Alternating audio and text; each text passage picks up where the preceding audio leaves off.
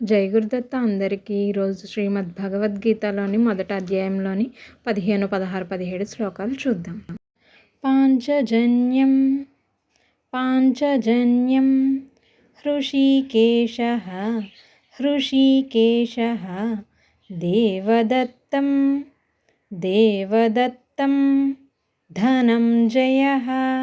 ధనంజయః పౌండ్రం పౌండ్రం దధ్మౌ దధ్మౌ మహాశంఖం మహాశంఖం భీమకర్మా భీమకర్మా వృకోదరః వృకోదరః పాంచజన్యం హృషీకేశః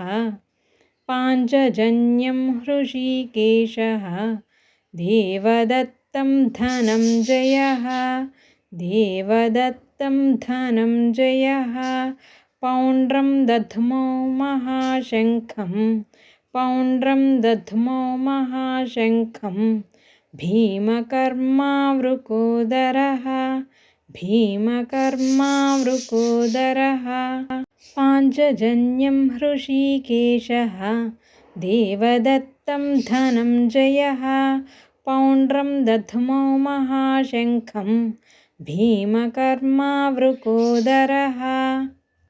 పాంచజన్యం హృషీకేశః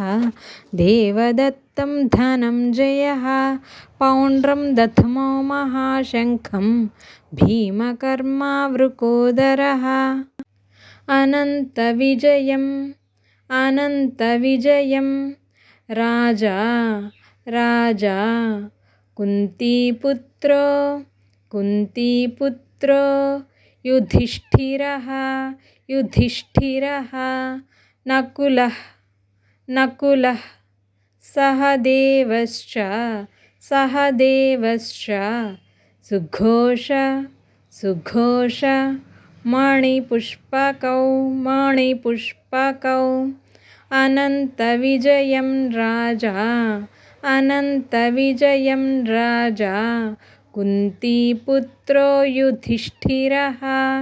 కుంతీపుత్రో యుధిష్ఠిరः నకులः సహదేవశ్చ నకులः సహదేవశ్చ సుఘోషమణిపుష్పకౌ సుఘోషమణిపుష్పకౌ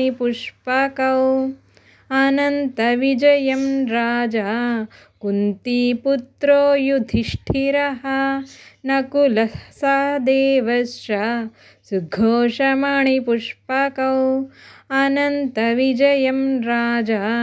కుంతీపుత్రో యుధిష్ఠిరः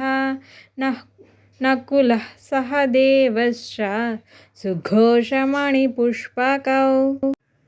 కాశ్యశ్చ కాశ్యశ్చ పరమేశ్వాసః పరమేశ్వాసః శిఖండీ చ శిఖండీ చ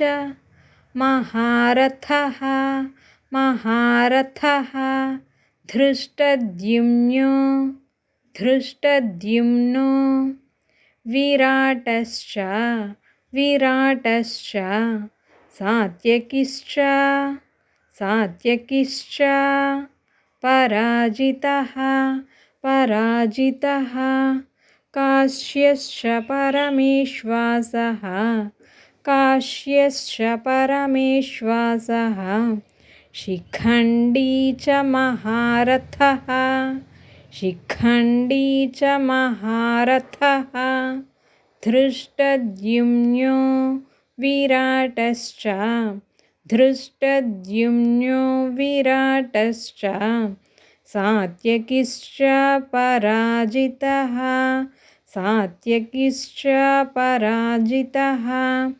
కాశ్యశ్చ పరమేశ్వాసః శిఖండీ చ మహారథః ధృష్టద్యుమ్నో విరాటశ్చ సాత్యకిశ్చ పరాజితః కాశ్యశ్చ పరమేశ్వాసః శిఖండీ చ మహారథః ధృష్టద్యుమ్నో విరాటశ్చ సాత్యకిశ్చ పరాజితః ఏతత్ఫలం శ్రీ సద్గురుచరణారవిందార్పణమస్తు. సర్వం శ్రీకృష్ణార్పణమస్తు. జై గురుదత్త.